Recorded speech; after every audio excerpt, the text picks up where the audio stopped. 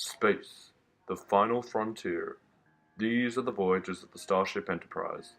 Its 5-day mission to search, work together, and ask questions so bold they have never been asked before.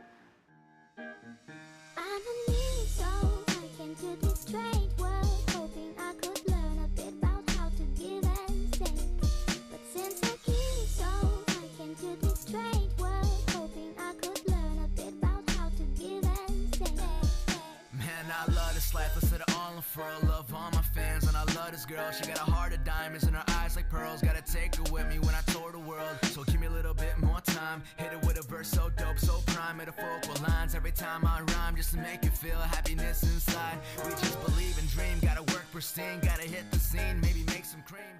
Space is a major industry and Adelaide needs to catch on. Globally, it is a $300 billion industry, and in a couple of years this figure is predicted to grow at least $500 billion within 10 years. So we want to know how these new space technologies will revolutionise Adelaide and Australia.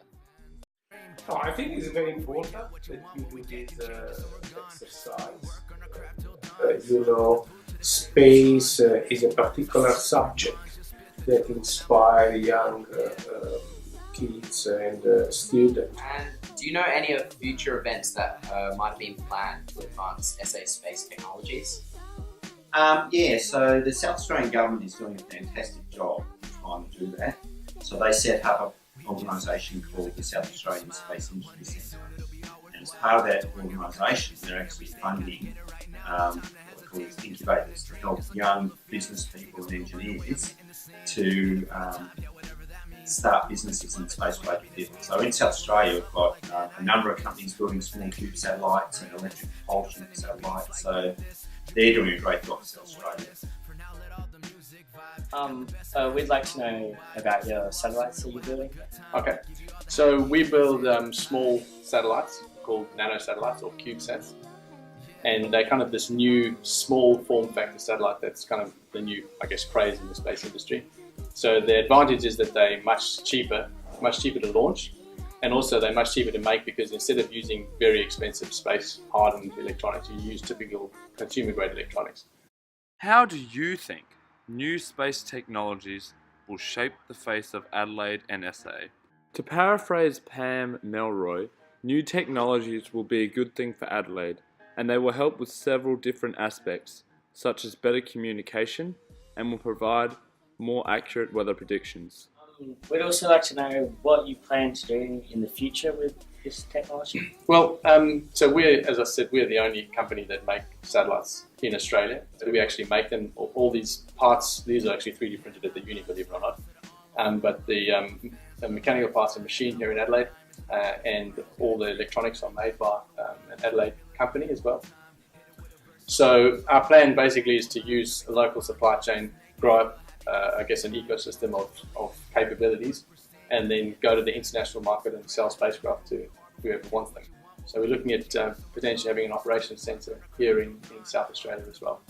So I guess the market's growing fast, and I guess we've got we're ahead of the curve at the moment. Yeah. You just got to stay there and hopefully capitalise and bring more space jobs to South Australia. Do you think SASIC is a good or bad thing for Adelaide, and why? Of course, it's very, very important organization, and why is because we need a governmental organization that is able to stimulate the industry and the economy in this aspect. How does Australian Space Agency compare to others around the globe? To once again paraphrase Pam Melroy, the Australian Space Agency is 3 months old, but it is the fastest advancing agency in the globe. Australia's space agency is much smaller, therefore it can make decisions faster than big companies, as they have lots of people in debate for long periods of time on every decision. Now, it's not in the future, it's all happening right now. Yes. You can do it right now for the first time. Before, you would have to go to uni and then go interstate or overseas if you wanted to work. Now in Adelaide, This is the South Australian Space Capability Directory. So this lists anybody that's currently doing it, from private companies to education, and there are 60 different companies. There's Nova Systems, 3 universities, and us in here. We are so far advanced against the rest of Australia here in Adelaide now, which is why we can be so confident that some of the space agency will be here in Adelaide. And so we're seeing economic benefits for South Australia already. How do you think small companies will help not only the economy but create new advances in technology? Well, small companies often are a lot more dynamic than really big bureaucratic companies. They probably moving quickly in their job. And so these small companies, the people are so excited, they see the latest technology and they can respond quickly. And a lot of them these days have travelled overseas. So some of them have got contacts in Silicon Valley. I'm not sure if you know what that is. Silicon Valley is an area in the US where a lot of the tech grew out of. So, for example, there's Google in Silicon Valley, Tesla in Silicon Valley. And so they've had contact with those people, which are really good innovators and creative businesses of the future. So I think that's how they can help. In conclusion, Space Tech in SA and Adelaide can improve Australia quite a bit. For example, there was a farmer who had to check these water tanks every day for his job, but after a company put this little chip in the water tanks, the farmer was allowed to relax and check his laptop for the stats on the water tanks.